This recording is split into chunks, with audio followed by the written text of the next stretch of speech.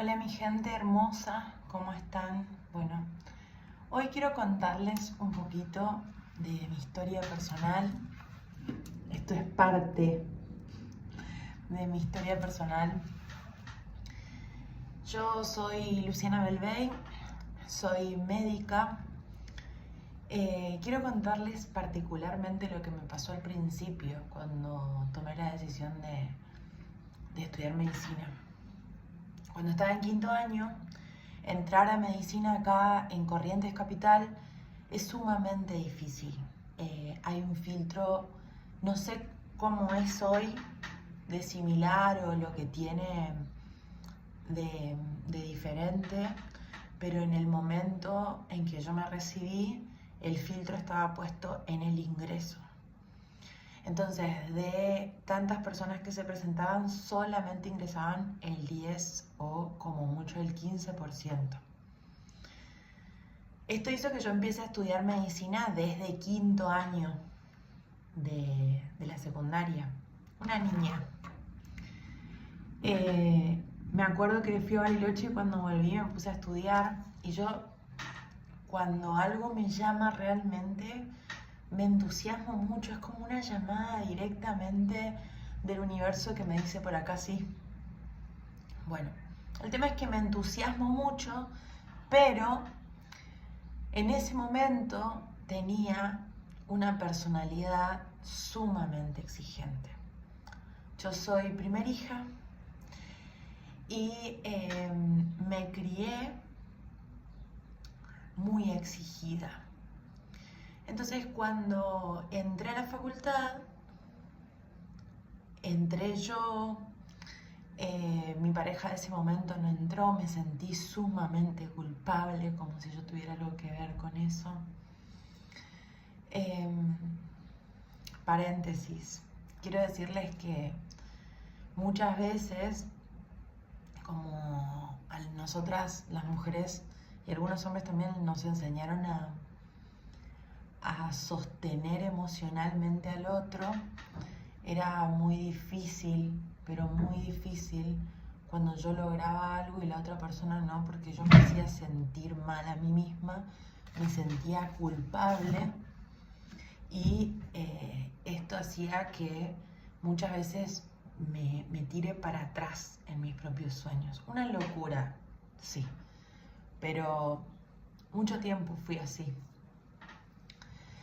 Bueno, cuando entré a la facultad, todo bien, rendí las primeras materias y anatomía es muy difícil, entonces la dejé para marzo. Nos preparábamos con un profesor en ese momento. Bueno, la cosa es que estaba yendo en taxi hasta la casa de quien era mi pareja en ese momento y se me empezó a dormir el pie derecho, como un hormigueo, una cosa así. La cosa es que fue subiendo este hormigueo hacia la pierna derecha, hacia el muslo derecho, y cuando frenamos, nos bajamos, yo arrastraba el pie, no lo podía caminar, o sea, yo tenía un compromiso motor y sensitivo, las dos cosas, no tenía solamente hormigueo, sino que yo no podía mover bien el pie.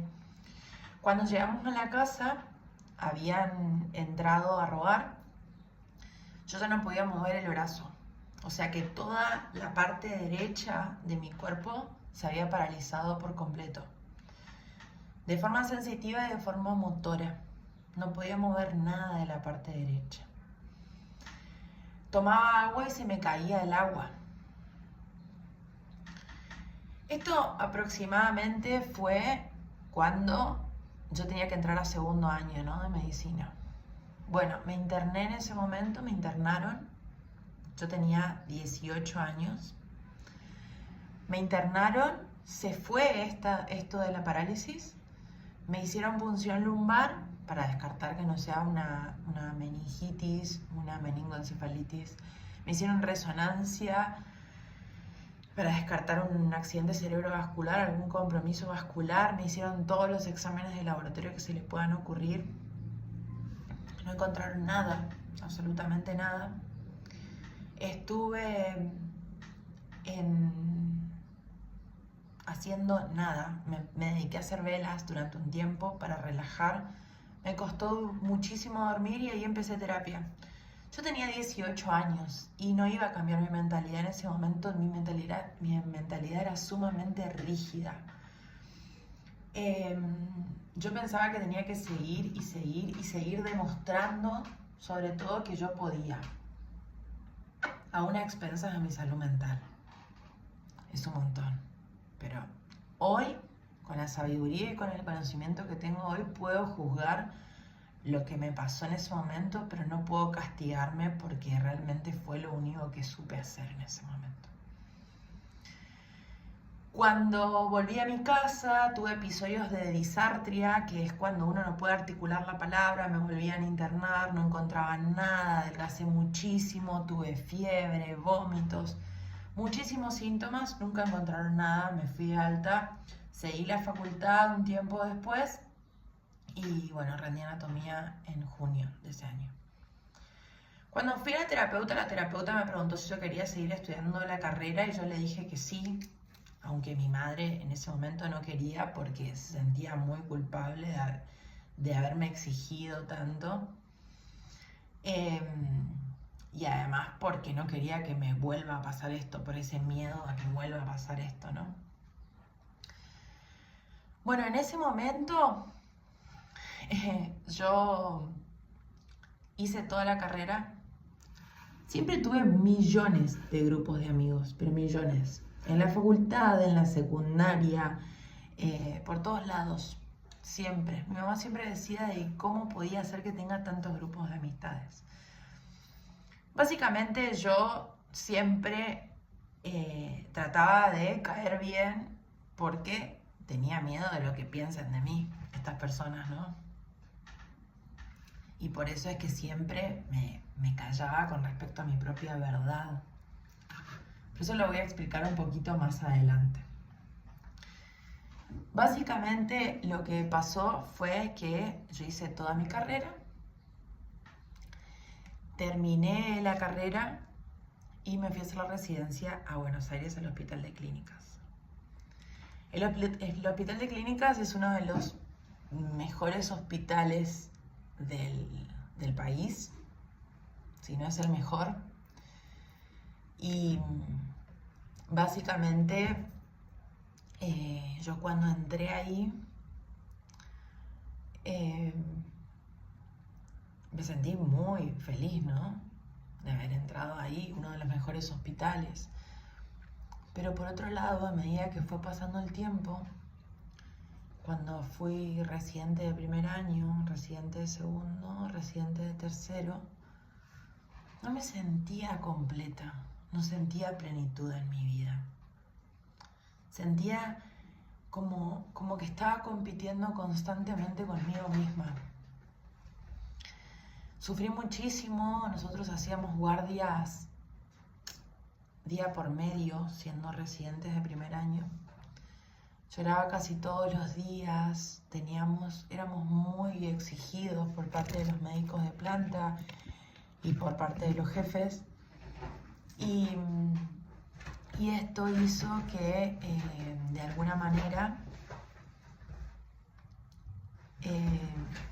yo me sentía en ese momento como que tenía que hacérmela fuerte. Yo siempre fui muy sensible, siempre, sumamente sensible. Y esta sensibilidad hacía que yo sienta de alguna forma cómo se estaba sintiendo el paciente, no los síntomas en sí, pero sí las emociones. En un momento descubrí que yo era altamente sensible y ahí empecé a darme cuenta de por qué yo sentía cómo se sentía el paciente. Cuando falleció mi primer paciente me destruí. No dormí en toda la noche por estar cuidándolo y sinceramente fue durísimo, durísimo. Me llamó mi jefe de residentes en ese momento para decirme de que eran cosas que iban a seguir pasando y que de alguna forma tenía que que normalizarlo en mi vida. Fue muy fuerte, fue muy fuerte.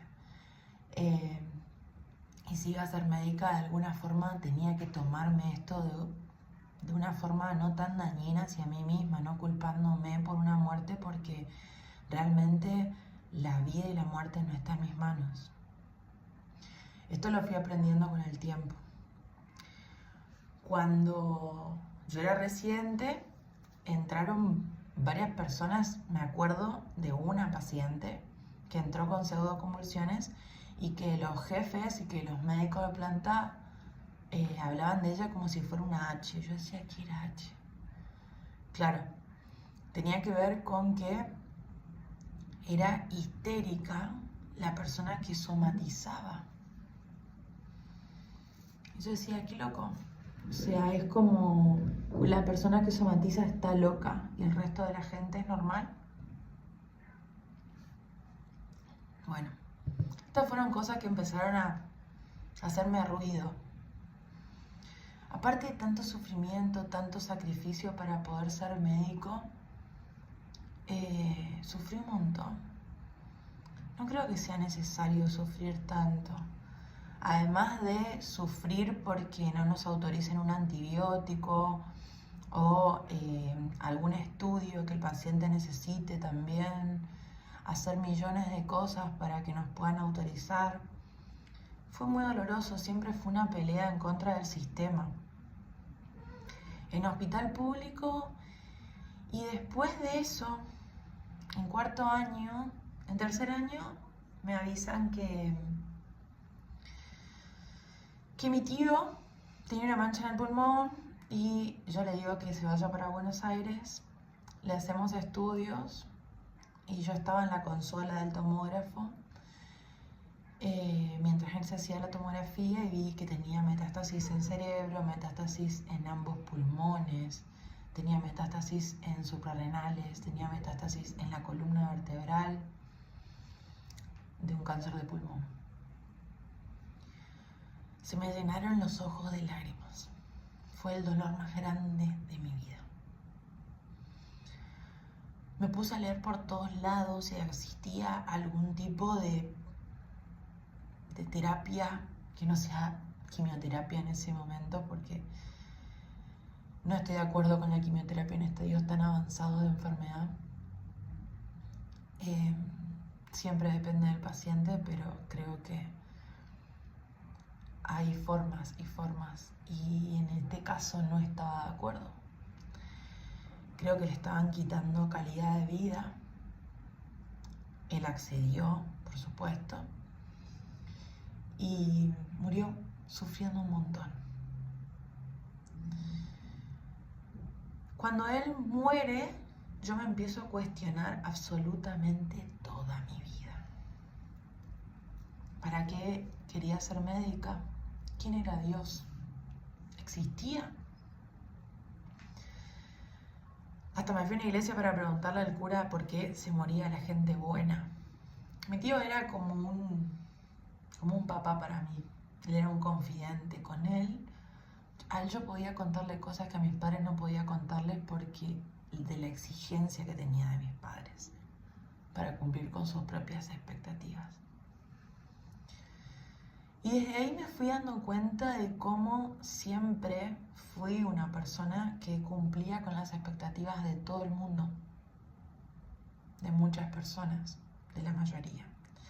Y que siempre que, como yo me daba cuenta siempre de la emoción que sentía el otro, cada vez que una amiga, un amigo, una pareja o un chongo con el que estaba saliendo en ese momento se enojaba, yo iba corriendo a como para hacer un parche de ese enojo y a pedir perdón por cosas que tal vez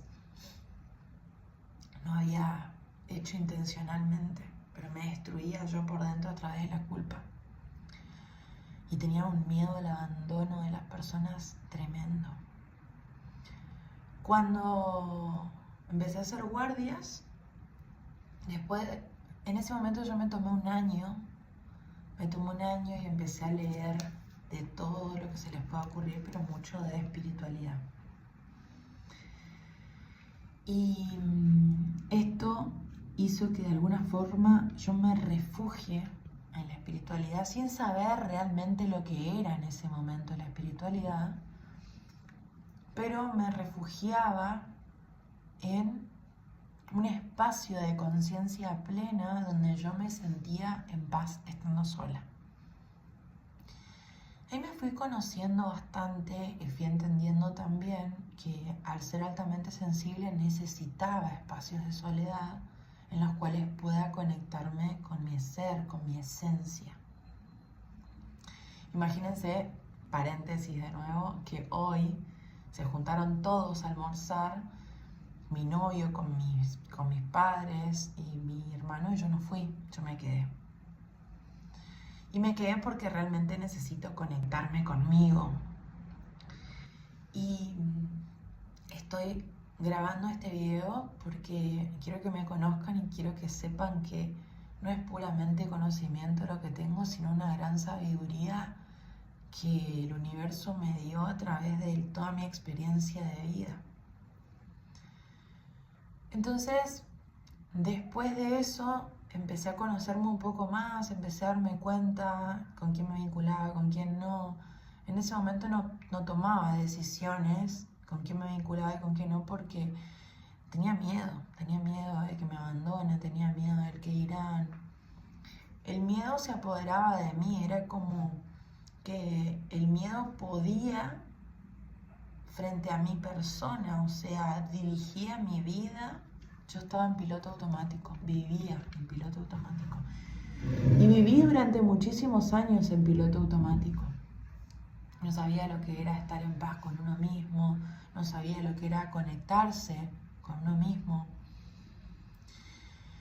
Hasta que hice jefatura de residencia, sufrí un montón porque veía la desidia médica sobre los pacientes, mandar a sala a pacientes que todavía requerían oxígeno y estaban con insuficiencia cardíaca, desde cardiología, tener que discutir porque no había otra forma con muchos médicos, porque no tenían en cuenta, por ejemplo, el sufrimiento de las personas, mandaban a sala pacientes sin analgesia que estaban recién operados, un montón de cuestiones que a mí me dolían mucho y que yo no podía creer que había médicos o que haya médicos que se manejen de esa forma y que tengan la conciencia tranquila.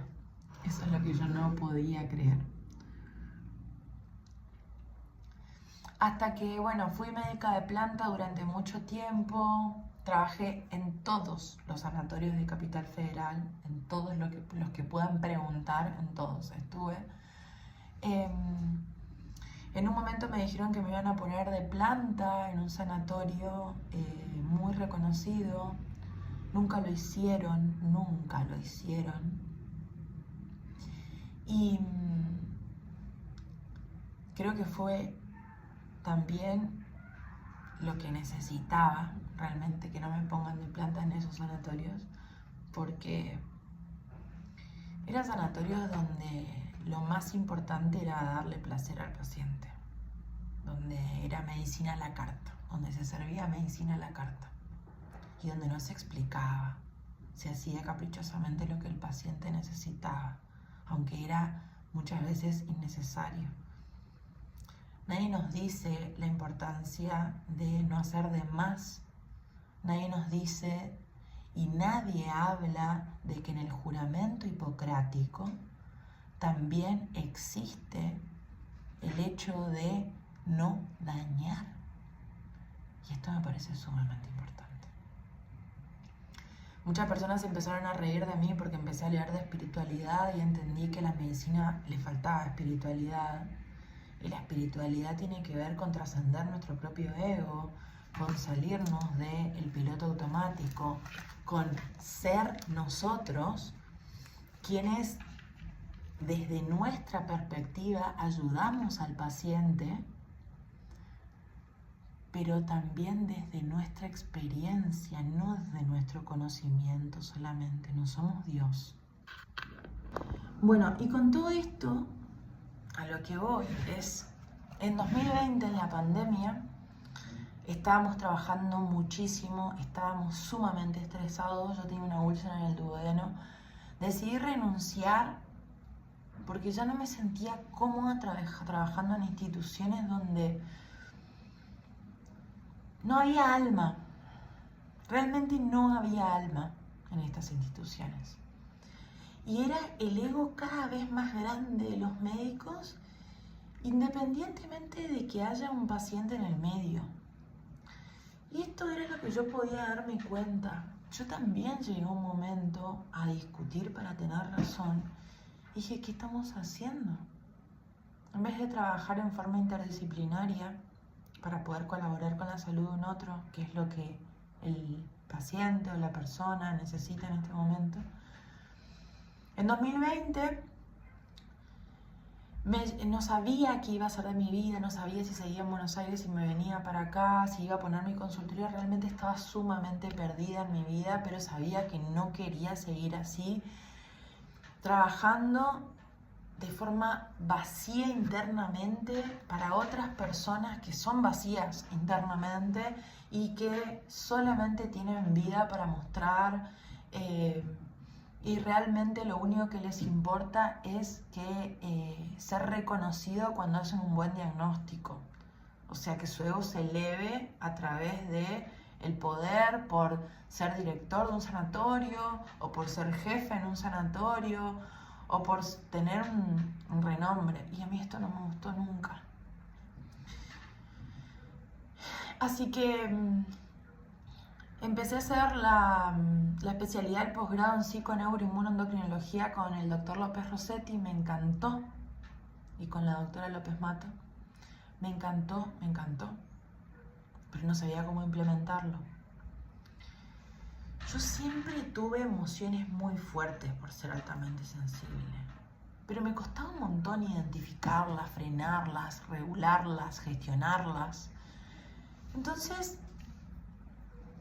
lo que hice fue tomar la decisión de hacer un instructorado de mindfulness.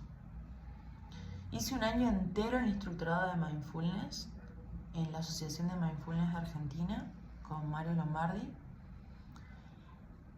y me cambió la vida por completo. Esto fue en 2021, hace unos años atrás, y ahí decidí cómo hacer la medicina. La medicina no podía ser dar una pastilla, no podía ser paliar un síntoma. Ese mismo año me fui de vacaciones con mis papás, yo no estaba trabajando, yo no estaba haciendo nada porque no sabía qué iba a hacer, me estaban manteniendo mis papás, básicamente. Yo no tenía nada, pero nada, ni una idea de lo que iba a hacer. Y miles de veces dije, me voy al hospital, mamá, seguro me van a dar un puesto en el hospital. Y mamá me decía, vas a sufrir un montón como sufriste anteriormente, no lo hagas. Date un tiempo para que tu negocio progrese. Así que de a poco fui armando mi consultorio de medicina integrativa. Fui haciendo medicina del estrés más que nada. También obviamente que revisaba a los pacientes si tenían algún síntoma o lo que sea. Trabajo mucho las emociones. Y la espiritualidad también es lo que trabajo. Para mí la espiritualidad tiene que ver con trabajar nuestra mente, utilizar nuestra mente a nuestro favor y saber gestionar nuestras emociones. La espiritualidad es parte de ser conscientes de quiénes somos realmente. Y esto es lo que empecé a hacer en mi consultorio, a mostrarles a los pacientes quiénes eran realmente y que puedan aceptarse y que las situaciones difíciles de su vida puedan ser gestionadas de una manera más sana para ellos mismos. Con todo esto que quiero decir, después creé el método SER, que en agosto vamos a abrir algo hermoso, pero el método SER es sanar de raíz, expandir tu conciencia y regenerar desde la esencia. Hoy estoy haciendo 1-a-1 online y en forma presencial para transformar la vida de las personas. Pero no les voy a vender algo que no es. Yo no les voy a decir que van a ser felices toda su vida. No les puedo prometer algo que no es verdad, cuando el ser humano siempre va a tener emociones positivas y negativas. Yo lo que sí les puedo prometer es que van a aprender a identificar cada una de sus emociones y a regularlas para que no los perturben continuamente. Porque lo que sí genera el estrés es enfermedad a partir de un estado de estrés crónico, de ansiedad crónica. Cuando ustedes transforman su vida, cuando ustedes tienen inteligencia emocional, ustedes pueden elegir los vínculos que sean sanos. Cuando ustedes son conscientes, salen de relaciones que están ensimismadas y que solamente consumen su energía.